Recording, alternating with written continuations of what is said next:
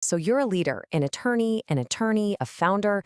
You've built a career on being the absolute best at what you do.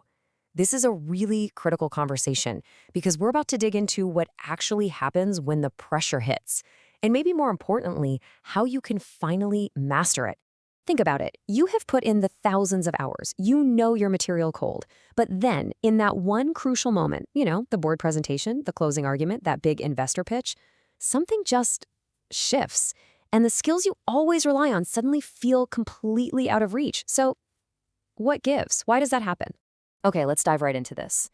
See, the issue here isn't a lack of skill or some kind of mental weakness. Not at all.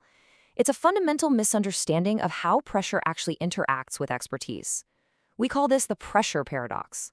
And this isn't just a feeling, there's real science behind this.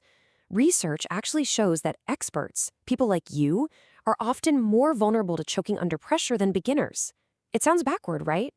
But when the stakes get high, your brain starts to consciously monitor and second-guess skills that should be on complete autopilot. And that overanalysis is exactly what disrupts your performance. This really breaks down why that happens. A novice has to think through every single step, so a little bit of pressure can actually help them focus. But as an expert, your brain is built for fluid automatic execution.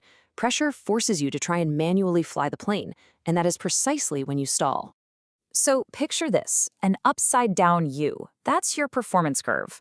A little bit of stress and arousal gets you into the zone, right at the peak. The problem for high achievers is that you live your daily life already near that peak. And that means even a tiny increase in pressure can be enough to tip you right over the edge, from optimal performance into a state of cognitive collapse. And look, this isn't just about blowing one big presentation. The impact of this paradox, when it's not managed, has really profound consequences, both for your career and for your life outside of the office. And if this is hitting home for you, you are far from alone. Our clinicians see this pattern constantly. I mean, just look at these burnout rates among your peers. 42% for attorneys, 43% for physicians.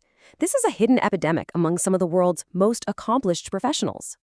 At work, you probably see this show up as analysis paralysis in those critical moments. Or maybe it's that composure mask you have to wear, the one that just drains your cognitive energy. Over time, it can even cause you to unconsciously limit your own career, shying away from the very opportunities that could lead to your biggest wins. Because this kind of pressure, it doesn't clock out at 5. It comes home with you.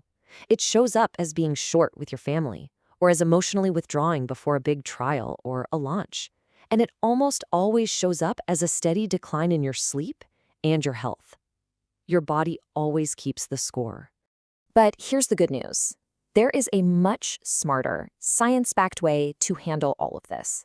And it isn't about toughing it out or just trying harder.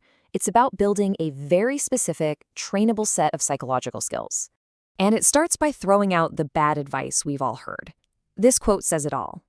Telling an anxious brain to just relax is completely counterproductive. The very act of trying not to feel anxious actually amplifies it, and it burns through the exact mental resources you need to perform. So the real solution involves 3 key shifts. First, it's about learning how to reappraise that physical arousal, to interpret a racing heart not as a signal of panic, but as your body getting ready for peak performance. Second, you have to discipline your attention, focusing it on the task at hand instead of the perceived threat. And third, it's about building the psychological flexibility to perform with anxiety, not in spite of it. The thing is, this isn't some abstract theory. These are trainable, practical skills. At CEREVITY, our clinicians specialize in guiding executives, attorneys, and founders down this exact path to help them regain and sharpen their competitive edge. So let's just boil it all down to this.